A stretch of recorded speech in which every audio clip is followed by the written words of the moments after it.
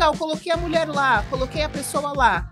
Ela não vai ficar. Por quê? Porque esse ambiente, ele não é um ambiente que gera pertencimento, que gera inclusão, que a pessoa se sente de fato acolhida. E se você não se sente acolhida, você vai gerar resultado?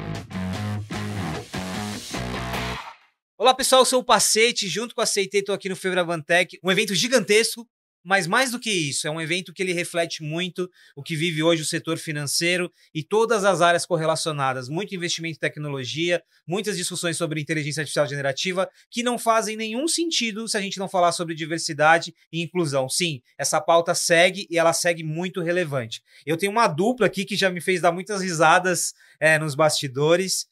Ione de Almeida Coco, founder do MCIO, que a gente vai explicar também. A gente já falou sobre MCIO, sobre a MCIO, a MCIO. A gente já falou, mas a Ione vai explicar depois rapidamente. Bem-vinda, obrigado pela presença. Um prazer imenso estar aqui com vocês e falar desse tema que é sempre tão relevante para todos nós, homens e mulheres. Eu falei certinho o teu nome e sobrenome? Falou então certinho. Tá bom. A Ione é uma referência para o mercado, não só pela contribuição como carreira mesmo, né, mas por ter acompanhado transformações intensas nesse mercado. Cíntia Oliveira, Head de ESG na CIT. Cíntia, bem-vinda, obrigado. Eu que agradeço, é uma honra dividir esse painel com a Ione, né? Então, máximo respeito e um prazer estar aqui com vocês. É interessante que a gente fez um episódio com a Val também, da MCIO, e vocês também fazem um papel de acolhimento, né? Eu achei isso muito interessante. Muitas mulheres que vêm, se espelham em vocês, eu acho isso muito legal. Mas, Ione, dá rapidinho para quem está só nesse episódio, em 2 linhas, o que é a MCIO? A MCIO, eu comecei com essa organização há 22 anos, em novembro de 2003. Eu estava na empresa Gartner na época e nós fizemos uma pesquisa da agenda do CIO e notamos que homens e mulheres respondiam diferentes. Os homens mais tech, as mulheres mais soft skills. As mulheres sempre priorizando o alinhamento com os seus clientes internos e também o treinamento das suas equipes. Em 2021, nós nos transformamos realmente numa ONG, com CNPJ, tudo que a lei exige, um conselho diretivo, conselho fiscal, e hoje a gente começa lá nas escolas. A gente tem o MCIO Social, que convence mulheres a entrarem e ficarem em carreira de tecnologia, a academia, que a gente faz parceria com grandes empresas para dar treinamento gratuito. Se entrarem no nosso site, um dos nossas redes sociais hoje tem treinamento gratuito aberto de desenvolvimento front-end e back-end, que hoje, a parceria de hoje aberto é com a Oracle. E aí a gente tem uma área que a gente chama de transição e evolução, onde a gente ajuda mulheres a tomarem decisão e arranjar emprego, as executivas, né? E repensarem suas carreiras. Às vezes não querem mais ser executiva. Aí a gente abre empreendedoras, conselhos de administração e docência. E tudo isso com mentoria feita pelas nossas associadas, nossas executivas. Ou seja, que hoje incrível, somos, né? 450, mais de 450 em 16 estados do Brasil e 8 fora do Brasil. Olha o tamanho. Tem uma coisa super interessante aqui, primeiro, que é de ponta a ponta. Você vai da base da formação. Jornada integral. E não é só da base de formação até a entrada no mercado. Até a reinvenção, né? O reposicionamento de carreira, como exato. Você falou. E um monte de legal. Aposentadas que a gente adora, porque trabalha mais, como eu. Muito legal. Mas olha, imagina o tanto que não tem de repertório, de experiência. E como muda agora a tua observação em relação ao que a gente está vivendo, né? Transformação tecnológica, por aí vai. Cíntia, porque não só pelo... Acho que aqui tem um exemplo muito bem sucedido do quanto a MCIO ajuda como referência, mas por que é importante essa referência? Porque é importante ter alguém em quem se espelhar, olhar e ver, olha, essa pessoa, essa executiva, ela chegou lá, eu também posso. Por que isso é importante? Eu acho que quando você tem a referência, você cria sonhos, né? Se você não tem referência, com o que você vai sonhar, né? Normalmente você sonha com aquilo que você... inclusive tem um ditado que fala, né? A cabeça pensa onde o pé pisa. Então, normalmente você sonha com aquilo que está mais próximo, né? Com aquilo que está mais perto de você. Então, eu acho que esse trabalho, né, da MCIO, de ir lá desde da educação e começar a falar, olha, é possível, olha, você pode, olha, eu consegui. é difícil, a gente tem uma jornada ainda gigante pela frente, mas você tem um caminho a trilhar que eu já passei e que eu consigo te auxiliar a dar o caminho das pedras, assim. Então, eu acho que ter instituições como essa, né, organizações como essa, e também o privado reforçando essa responsabilidade, né, essa referência, você, de fato, cria sonhos e possibilidades, sabe? A falta de heroínas, ou a falta de visão, como a Cíntia coloca bem, é um dos maiores motivos das meninas deixarem, não entrarem em carreira tecnológica. Vou te contar um caso. No nosso social, uma das nossas MCIO foi fazer uma apresentação para uma ONG que treina até em Campinas, que Meu Futuro, Mudando Meu Futuro, chama-se. Ele faz um treinamento para as meninas, para os jovens entrarem no colégio técnico, Cotuca. E na avaliação de fim de ano, uma menina falou assim: eu vou entrar no Cotuca, mas eu vou ser engenheira mecânica porque a MCIO me mostrou que é possível. Olha aí. Porque uma de nós foi lá e falou: olha a minha carreira inteira, olha tudo que eu passei. Eu, na época que eu era CIO da CPFL, eram 68 empresas. Eu era a única mulher CIO. E quantos anos a gente está falando? Isso foi nos anos 90, 95, anos 90. por aí, 97. Eu, enquanto mulher negra, ainda sou a única, né? Eu acho que a gente ainda tem mulheres, mas raramente a gente tem mulheres negras. Quando a gente faz o recorte, inclusive racial, é 0,4%, né? Então, é um número muito baixo. E aí eu recebo esses mesmos depoimentos, assim, com o meu time, enfim, enquanto liderança de... Nossa, eu nunca tive uma chefe negra. E eu sou negra. E eu consigo me ver em você e ver que isso é possível, né, de acontecer. Então, acho que, de fato, a gente possibilita um mundo de possibilidades, sabe? Tem uma MCIO, a Vânia, ela criou a liderança negra. Então, ela tem uma ONG para ajudar meninas negras a acreditarem que é possível. Ela foi CTO global da Vale. Quer dizer, não é pouca coisa. Hoje ela é conselheira de várias empresas. E uma grande referência também, né? Esse aspecto que você falou, de ser a primeira, como você ainda é a primeira em vários lugares, a Ione foi a primeira em muitas reuniões, mesmo em 2025, a gente ainda está presenciando isso, né? Você, como mulher negra, é a primeira em vários momentos, né? Agora, infelizmente, ou talvez felizmente, eu vou explicar o porquê, nós vivemos um momento em que se discute um retrocesso de políticas de inclusão e diversidade, né? Isso está ligado também a movimentos políticos, tem relação com os Estados Unidos, mas, por que eu disse felizmente? Talvez a gente consiga separar aqui um pouquinho do marketing e da efetividade. Sim. E aí, Ione, eu sei que você trouxe alguns números, especificamente falando de Brasil, que eu nem vou perguntar se é para comemorar ou não, talvez... Eu gosto muito porque são feitos anualmente, os números do World Economic Forum, né? O World Economic Forum, o Brasil,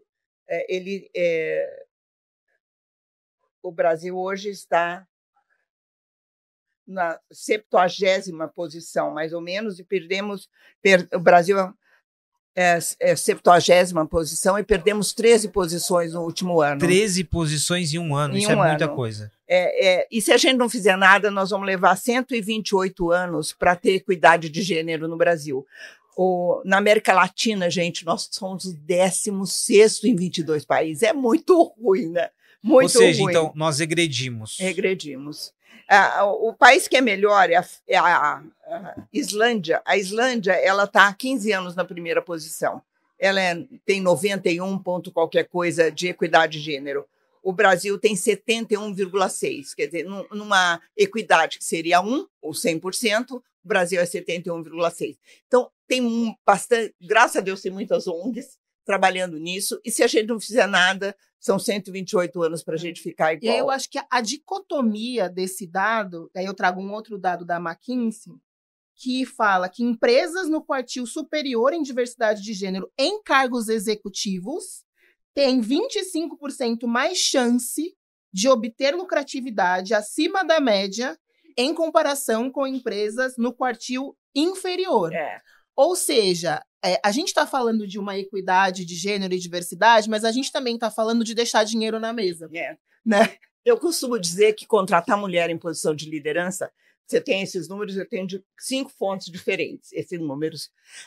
Contratar mulher na posição de liderança dá dinheiro para a empresa. Mais de 30% de mulheres em liderança tem muita vantagem. Aqui eu tenho os números da Deloitte, 20% em aumento de fluxo de caixa e 48% em aumento de vendas. Da Boston Consulting Group, 19% de aumento de receita. Do Gartner, 30% de melhoria de desempenho. Da Harvard Business Review, 70% aumento de oportunidade de expansão de mercado. Por quê? Não é porque a mulher é melhor ou pior que o homem. A mulher faz perguntas diferentes. E uma das razões que a mulher desiste também é porque quando ela é única num board, por exemplo, tem aquela... É hostil, né? É hostil. Tem interrupção, ela apresenta um projeto, ignora, e aí vem um homem, daí meia hora e apresenta. Quando você tem um grupo, 30%, outra mulher pode praticar sororidade e dizer assim, desculpa, fulano, ela apresentou isso há meia hora atrás e todo mundo ignorou, agora virou bom o projeto. Então, uma suporta a outra e aí dá mais força a mulher se posicionar. Senão ela acaba se encolhendo no seu cantinho e, às vezes, até desistindo. O número de mulheres que deixa a área de tecnologia é muito grande por isso. Até hoje, puxa um tapete de mulher continuamente. E usando uma palavra, a palavra correta, isso é uma forma de violência. Com certeza. Isso é uma forma de violência. Assédio moral. Por isso que nós criamos, o nosso grupo era só transição, internamente na MCIO, e a transição e evolução. Porque quem está sendo assediada entra no grupo também para a gente ajudar a ter coragem de chutar o pau da barraca, como a gente em grupo, fala, né? Em grupo. Como diz um popular, arranja outro emprego e deixa. Você não vai ficar sofrendo assédio eternamente. Isso é muito mais comum do que a gente pensa. O assédio aqui, ele tem muitas faces, ele tem muitas camadas, e muitas vezes ele não é óbvio, né? Isso é Agora, Ione, com todas as comprovações científicas aqui, dados, e a gente fala desses dados há algum tempo já, por que regredimos? Assim, como a gente consegue regredir? Não é só o Brasil, né? Em políticas públicas, um monte de empresas que tinham área de ESG, elas descontinuaram essas áreas, né, Cíntia? Você pode falar até melhor que eu sobre esse tema. Algumas dizem assim, não, agora já está tudo resolvido. Está orgânico, né? Está orgânico. Abre a guarda. Por exemplo, nós temos uma CIO que há um ano ela pegou uma posição de CIO mulher, ela é a única no board, e ela levou alguns assuntos para o CEO da empresa e ele disse, não, já cumprimos a cota. Quer dizer, contrata a mulher para cumprir cota. Não é isso, gente. Contrata a mulher por competência. A gente não quer cumprir cota. A gente quer estar em pé de igualdade e ser considerada tão boa quanto ou melhor que o homem, né? Quando você ouve uma expressão dessa de um executivo homem para cumprir a cota, literalmente ele não entendeu os números que vocês apresentaram, né? Não é sobre cota, meu amigo, é sobre resultado. E por isso que a gente fala, né? Só a diversidade não funciona. A gente precisa ter a equidade, a gente precisa ter a inclusão, a gente precisa ter o pertencimento, porque senão também não permanece. É isso. Legal, coloquei a mulher lá, coloquei a pessoa lá. Ela não vai ficar. Por quê? Porque esse ambiente, ele não é um ambiente que gera pertencimento, que gera inclusão, que a pessoa se sente, de fato, acolhida. E se você não se sente acolhida, você vai gerar resultado? Então... Você acorda feliz para trabalhar. Você cria um ambiente onde você quer, de fato, solucionar os problemas. Então, assim... Claro que também muito dessa informação, ela está atrelada ao aspecto da inclusão, né? Ao aspecto da pessoa se sentir bem onde ela está, para conseguir também contribuir e de forma produtiva, né? Eu falo isso, inclusive, com pessoas com deficiência. Eu falo, gente, existe a cota para impulsionar as ações afirmativas. Na verdade, para reparar historicamente. Inclusive, eu trouxe, né, esses dados, eu estava discutindo nos bastidores com a Ione, o quanto que os nossos direitos hoje, eles não são garantidos, né? A gente ainda precisa continuar lutando para manter os direitos. Por quê? Até os anos 60, as mulheres eram impedidas de trabalhar, gente. Minha mãe parou de trabalhar porque meu pai não deixou.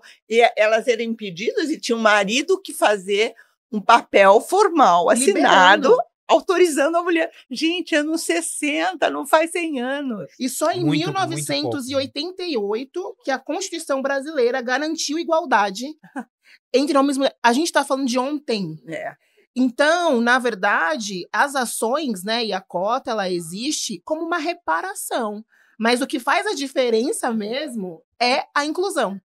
É a gente dar as ferramentas para a pessoa performar, para a pessoa ser produtiva, sabe? Cíntia, você me fez lembrar um episódio, e aí, como jornalista, eu acabo acompanhando muitas histórias. Eu sou da periferia de Osasco, que é a cidade da região metropolitana, e eu já acompanhei casos, grandes empresas de tecnologia que tinham programas de inclusão e diversidade, e é o que você falou, é o acolhimento. Então, às vezes, tá bom, e isso é um caso verídico. Eu vou contratar uma mulher negra trans para vir trabalhar aqui no meu time de comunicação. Primeiro recorte, essa mulher ela já vai chegar ali de condução de transporte público. Ela vai chegar ali com outro repertório, ela vai chegar ali com uma outra vivência. O que você falou de reparação, ela que já viveu tanta violência fora da empresa, se ela chega ali e não é acolhida, ela também está sofrendo uma outra forma de violência. Parece ser duro isso, mas é a realidade. E eu acho que a gente é cego à realidade do outro. É a mesma coisa se você chegar no Japão e não saber falar japonês. Agora, você nunca andou de cadeira de roda, então você não sabe o que é andar de cadeira de roda em São Paulo. Então a gente é completamente... Eu nunca fui negra, eu sempre fui branca. Então eu não consigo me colocar na posição da Cíntia. Eu sou cega aos... Claro que eu passei um monte de problemas por ser mulher, mas os problemas que a Cíntia passou multiplica, é muito pior do que os meus. Então, eu acho que a gente precisa ter alguma forma de trabalhar com a cultura das empresas. Eu faço, graciosamente, palestras para CEO de empresas, se a diretoria inteira estiver junto. Porque eu falo esses números para eles, muitos nunca leram essas pesquisas que eu lia nos anos 90. Eu milito por igualdade de gênero há mais de 40 anos, muito antes da MCIO. Eu pertencia a uma SOS Ação Mulher, que era assédio. Então, eu acho que a gente precisa ter os homens abrindo os olhos, porque eles têm esposa, eles têm filhos, eles vão ter netos. Então, a gente não está deixando isso para a nossa geração, né, Cíntia? Nós estamos deixando isso para as gerações que vêm. Eu falo que a gente, na verdade, está plantando árvore que talvez a gente nunca vai sentar à sombra, né? Mas que a gente continua plantando. Daqui a 120 anos, certamente eu não estou aqui. Você sabe uma coisa muito... É uma coisa dura também, mas eu sempre repito isso, porque, por exemplo, eu só consegui entender e entender o desafio do racismo, por exemplo, quando eu fui racista. Eu fui racista estruturalmente. Eu tenho que admitir isso. E a partir daí... É duro, né? É duro. Dói. É duro. Eu tenho que admitir, eu como no papel de homem, né? Eu tenho que admitir que eu fui misógino estruturalmente, e é isso, eu tenho que admitir e seguir em frente, né? Precisa ter esse... Não dá pra ficar passando pano, não dá pra ficar... Mas, ao mesmo tempo, acho que a gente também precisa ter a leveza de falar sobre esses temas, que o sistema é assim. Verdade. O sistema ensina assim. Então, existe um esforço de ir contra o sistema, de certa forma, né? De desconstrução de um lugar onde você está o tempo inteiro sendo bombardeado para seguir aquele sistema, sabe? Então, a gente, né, enquanto liderança, enquanto pessoas que pensam e agem em relação a essa pauta, você está o tempo inteiro se esforçando contra um sistema que, historicamente, favorece homens, né? Favorecem pessoas brancas, favorecem pessoas sem deficiência, favorecem pessoas cisgênero. Então, é de fato um esforço que todas as pessoas precisam fazer. Exato, e são os vieses da nossa sociedade. É muito interessante. Eu acabei sendo convidada para fazer o prefácio do livro de uma colega, amiga nossa, da Cláudia Marquesani, que só podia ser mulher. Ela fez entrevista com um monte de mulheres pelo que elas passaram na vida. E os vieses são muito interessantes, porque, por exemplo, mulher quando tem filho, o que está na cabeça de todo mundo, agora ela vai cuidar do filho, vai ser pior profissional. Ao contrário, tá?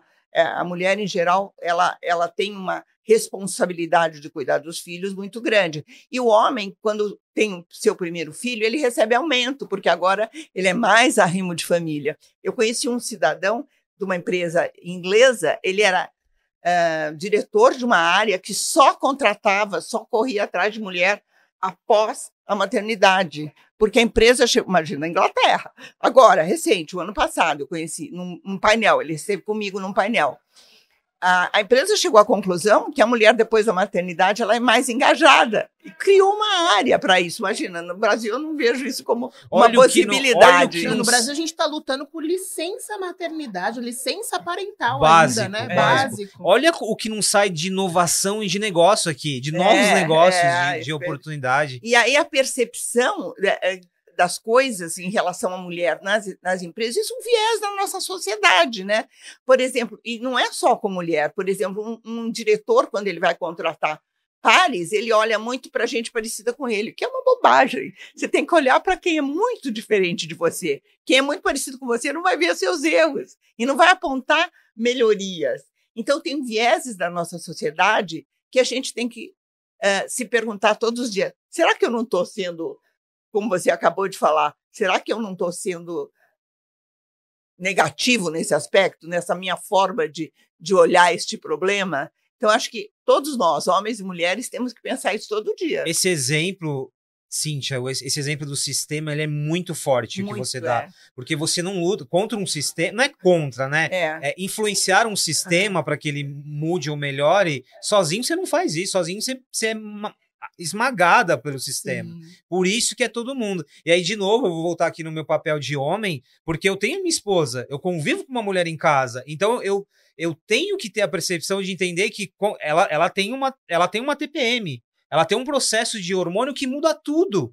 E se eu sou uma liderança e trabalho com uma mulher, são essas percepções. A gente, como homens, nós vivemos um momento de desconstrução da masculinidade tóxica, o desafio de educar os meninos hoje, né? Pelo menos a gente fala em TPM e menopausa. Vocês falam em andropausa?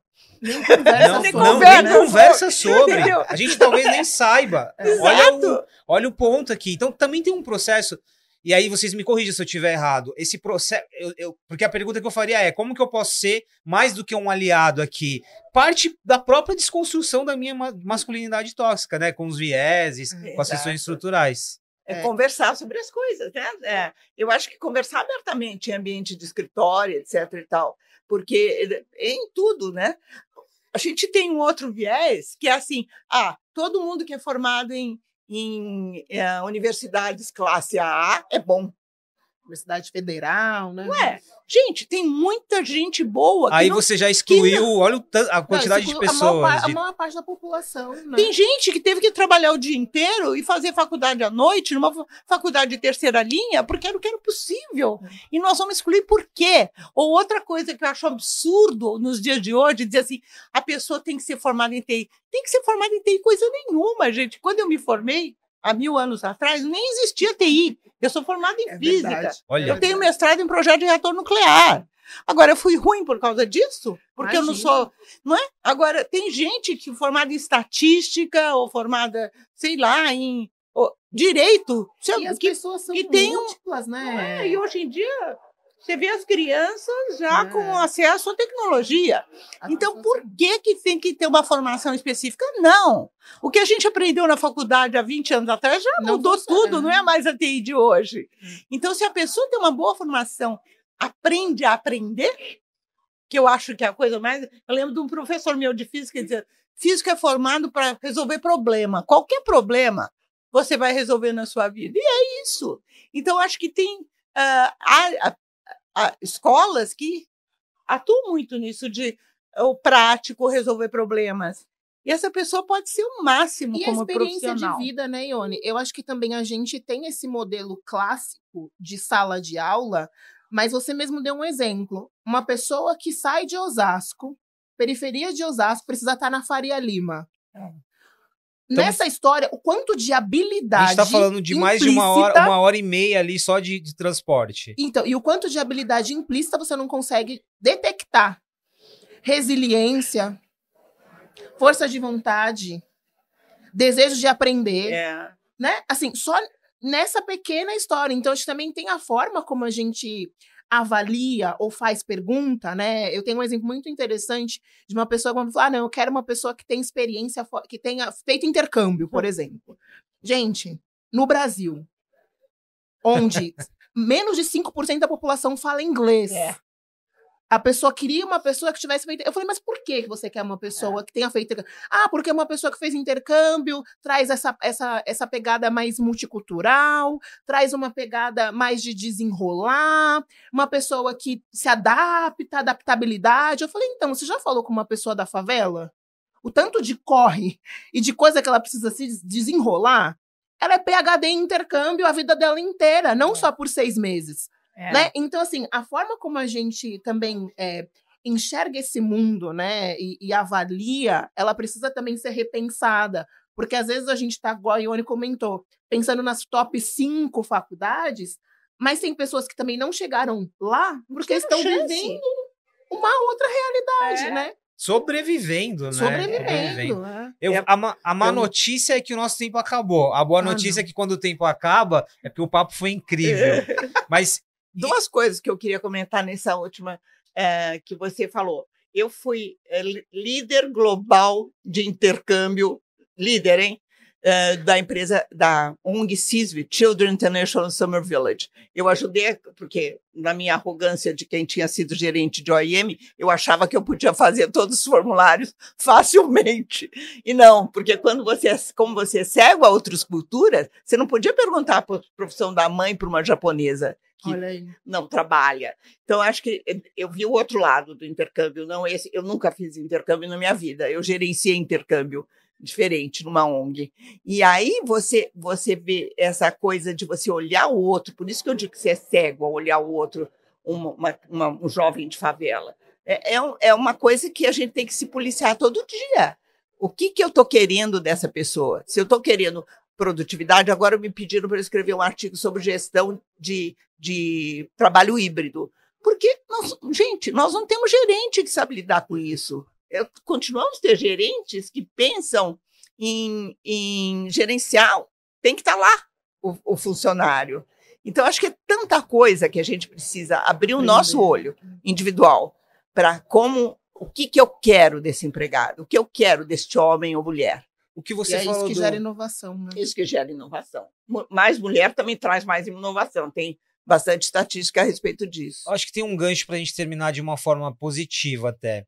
O que você falou do olhar, e aí muito da referência que você trouxe da favela, a gente está numa bolha aqui. A gente está em São Paulo, que é uma... A gente está num evento, que é do evento da Febraban, que é uma bolha dentro da bolha, a gente está em muitas bolhas. Sim. E o exercício de estourar as bolhas, de entender que quando eu vou lá para o norte, quando eu vou falar com Manauara, é outro mundo. Quando eu vou para Bahia, quando eu vou para o Rio Grande do Sul, esse exercício de olhar, ele serve para a favela, ou seja, muito próximo aqui, você já tem mudanças, e ele serve para o Brasil como um todo. E aí, com todos os desafios que os grandes bancos têm aqui, de hiperpersonalização, de falar com as pessoas, é o que vocês trouxeram aqui. E aí você está falando, pensando no banco, né? Você está falando com os seus clientes. Exatamente. A gente está falando de 56% da população brasileira se autodeclara negra. A gente está falando que 52% da população brasileira é mulher. Ou seja, são pessoas que consomem e que mexem nessa economia trilhardária, assim. Então, assim, se você deixa de ter essas pessoas criando esses produtos e inovando, você deixa também de ter essa hiperpersonalização que você comentou para esse consumidor final, né? Ó, eu vou deixar aqui um convite para a gente voltar essa conversa. E aí, Ione, eu quero voltar uma conversa só para falar de profissionais 50 a mais, 60 a mais. Porque ter uma física aqui com toda... Nuclear! Uma física nuclear, que foi formada na escola da pesquisa, do dado, com tanta experiência... Olha, e com tanto de agente de IA que a gente vai precisar treinar... Não, e você não me perguntou mais importante, por que eu fui para TI? Porque eu tenho o pé no chão, eu não queria ficar dependendo só de 3 lugares para trabalhar na minha vida. Tá vendo? Visão de negócio. Olha, muito obrigado. Obrigado pelo papo. Eu espero que eu tenha aqui colocado as palavras e os termos corretos. E, de novo, né? Nós aqui, homens, tá todo mundo na jornada, a gente precisa viver essa desconstrução. Obrigado, viu, Ione? Prazer estar aqui e a gente espera poder contribuir para que as pessoas reflitam todo dia, né? O que eu estou fazendo no meu dia a dia? Eu brinco, uma outra área minha de muito interesse é vinho, né? Eu até escrevi Importante. Muito importante. Eu fui coautora de um livro, de uns 4, 5 livros sobre TI, mas um livro sobre vinho também. E eu acho que a gente devia recrutar a pessoa como a gente testa vinho, às cegas, tá? Essa coisa de você saber o gênero, saber a cor, etc., antes de você entender o que a pessoa, seu potencial, etc., não tá certo. Olha que frase boa para uma matéria, hein? Adorei. Recrute como você seleciona um vinho. É como você Adorei. degusta vinhos, degusta cegas. Muito obrigado, Ione. Cíntia, prazer. obrigado, Prazer viu, foi meu, uma honra. por Obrigada. possibilitar essa conversa aqui, tá? E bastante força para lidar com o sistema. Mas estamos juntos. Estamos juntos, Isso aí. estamos juntos. Muito obrigado. Obrigada a Obrigada. vocês. Pessoal, esse foi mais um papo aqui diretamente do Febraban e repetindo o que eu falei no início desse episódio, não faz o menor sentido falar de inteligência artificial, computação quântica, se a gente não volta pro humano aqui, e nesse papo ficou claro que os desafios eles ainda permanecem. Nos encontramos no próximo episódio, diretamente aqui do Febraban Tech, juntos com a CIT, para falar de negócio, tecnologia, inovação e vários outros temas.